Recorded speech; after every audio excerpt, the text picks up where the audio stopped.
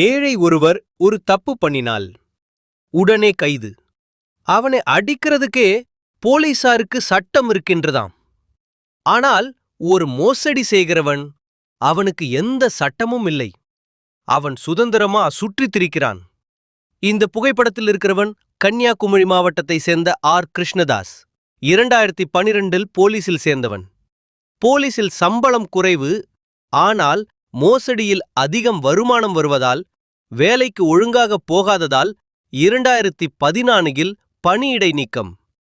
அதுக்கப்புறம் என்ன பண்ணினான் தெரியுமா? Police uniform, police ID card காட்டி ஏழை இளைஞர்களிடம் நான் உங்களுக்கு அரசு வேலை வாங்கி தர்றேன்னு சொல்லி கோடிக்கணக்கில் பணம் பறிக்கிறான். அது மட்டும் இல்ல, தீபாவளிக்கு சீட்டு, பெண்களிடம் நகைப்பறிப்பு, திருமணம் செய்வதாக சொல்லி நகை பணம் மோசடி, அம்மா சுகமில்ல, குழந்தைக்கு ஆபரேஷன், வீடு கட்டணும், வண்டி வாங்கணும்னு பல கரைகள். 2014 முதல் இன்று வரை மோசடியை ஒரு தொழிலா நடத்துகிறான். போலீசில் பல முறைகள் புகார் கொடுத்தாலும் எந்த நடவடிக்கையும் இல்ல, ஒரு வழக்கும் இல்ல.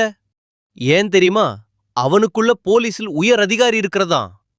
அதனாலதான் இவன் தைரியமா இன்னும் மோசடி செய்றான். இந்த நாட்டில் சட்டம் யாருக்காக?